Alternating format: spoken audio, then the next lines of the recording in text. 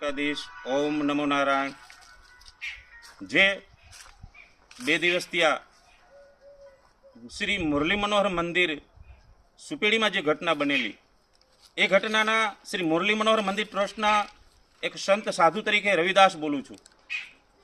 જે આજ સાધુને અયોધ્યામાં જ્યારે 22 તારીખે જ્યારે જન્મોત્સવ હતો ત્યારે આજ સનાતની સાધુને અહીંયા સરકાર દ્વારા બોલાવવામાં આવેલા। વિશેષ એ મંદિરમાં જે મહિમાપૂર્ણ જે ધજાજી મહોત્સવ ચાલુ થયા એ પ્રભુની કૃપાથી થોડા ભજનના ભાવથી અને ખૂબ આગળ વધી વાત।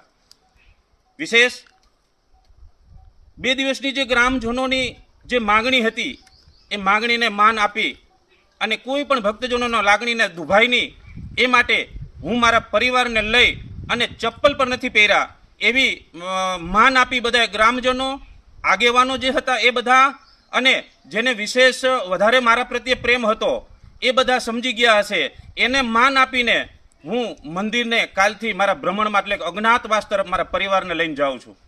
તો આ મેસેજ એટલા માટે મારે આપવામાં આવે છે કે કાલથી જ્યારથી નીકળો ત્યારથી સતત જે મારા ભક્તજનો છે એના હજારોની સંખ્યામાં ફોન મારી ઉપર આવે છે।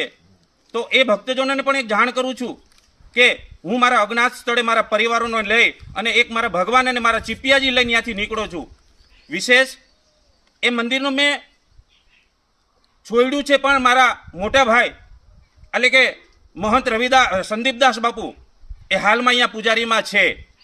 એટલે વિશેષ કહેવાનું છે કે મંદિરને ઠાકરજી આપવું જ નથી, એ મારા પરિવારના જ એક મોટા ભાઈ છે અને મારા મોટામાં મોટા ભાઈ અને મારા મહંત પણ છે। તો એ મંદિરને અત્યારે સેવા પૂજા તો ચાલુ જ છે પણ ગામજનોની માંગ અને જે ગ્રામજનોનો જે એક વિવાદ કે હતો કે ભાઈ આ સાધુ અહીંયા ન જોઈ તો હું તો સનાતની સાધુ છું। સનાતની સાધુનું એક જ મતલબ હોય કે સનાતન માટે જેનો પણ ત્યાગ કરવો પડે એનો ત્યાગ કરવા માટે અમે હર હંમેશ તત્પર હોય છીએ। જ્યારે આ સાધુનું દિલ દુખાણું છે એ સાધુનું દિલ જ્યારે વ્યવસ્થાના ભાગરૂપે કાલના તારીખમાં જે સનાતની ધર્મમાં ભાગવતજીનું જે મહત્વ છે એ ભાગવતજીને જ્યારે પગથી ઉલારવામાં આવ્યા ત્યારે આ સાધુનું મૃત્યુ સમાન એક દ્રશ્ય હતું। એટલે એ સાધુ ભાગવતજીનું અપમાન સહન ન થતા એ આ સ્થળનો ત્યાગ કરવા માટેનો મક્કમતાનો નિર્ણય કોઈના દબાવમાં આવીને આ નિર્ણય મેં નથી લીધેલો। વિશેષ કે પૂજારી પરિવાર જેને 3 કલાક સુધી એક રૂમમાં પુરાવવું પડે તો આ કયો સનાતન ધર્મ। તો આ બધું વિશેષ માન રાખી અને હું આ સ્થળનો ત્યાગ કરું કેમ કે ભાગવતજી એ મારા પ્રિયમાં પ્રિય ભગવાન છે તો ભાગવતજીનું અપમાન મારાથી સહન ન થયું।